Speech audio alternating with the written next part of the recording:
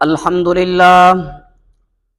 للہ وکفا وسلام علی عبادہ الذین اصطفى اما بعد اللہم صلی علی محمد وعلی آل محمد کما صلیت علی ابراہیم وعلی آل ابراہیم انک حمید مجید اللہم بارک علی محمد وعلی آل محمد کما بارکت علی ابراہیم وعلی آل ابراہیم انک حمید مجید۔ 21 رمضان المبارک یوم وفات ہے فاتح خیبر، برادر رسول، داماد رسول، شوہر بطول، خلیفہ چہارم سیدنا علی المرتضیٰ رضی اللہ تعالی عنہ کا۔ آپ کی عظمت کے لیے صرف اتنا ہی سمجھ لینا کافی ہے کہ آپ کی تربیت مصطفیٰ نے کی ہے اور مصطفیٰ کی تربیت خود رب العالمین نے کی ہے۔ پیکر شجاعت، امیر المؤمنین و محبوب المسلمین حضرت علی المرتضیٰ رضی اللہ تعالیٰ عنہ کی پاکیزہ تعلیمات۔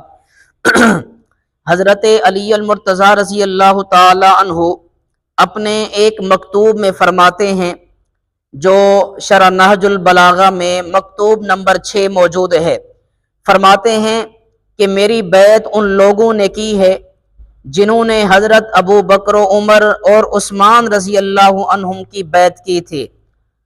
انہوں نے میرے ہاتھ پر اسی اصول اور انہی شرائط پر بیعت کی ہے جس اصول پر وہ ان کی بیعت کر چکے تھے۔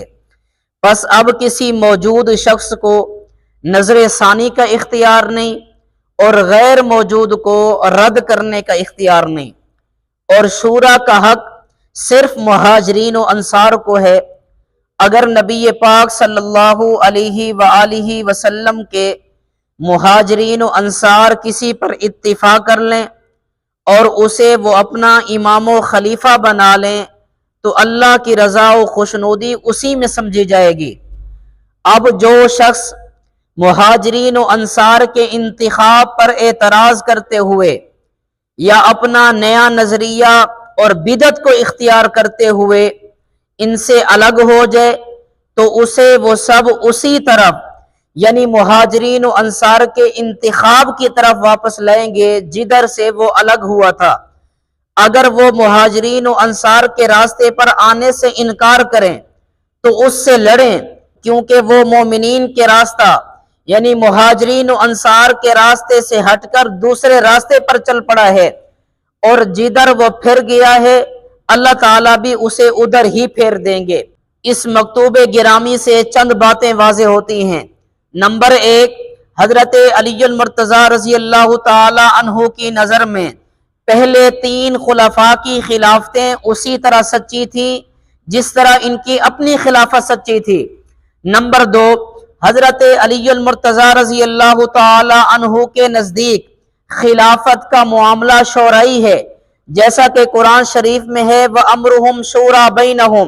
یہ نظریہ کہ خلافت بھی خدا کی طرف سے مقرر ہوتی ہے جیسے نبوت و رسالت، اور یہ کہ خلیفہ نبی کی طرح معصوم و مفترض الطاعت ہوتا ہے، اس کا حضرت علی المرتضیٰ رضی اللہ عنہ سے کوئی تعلق نہیں۔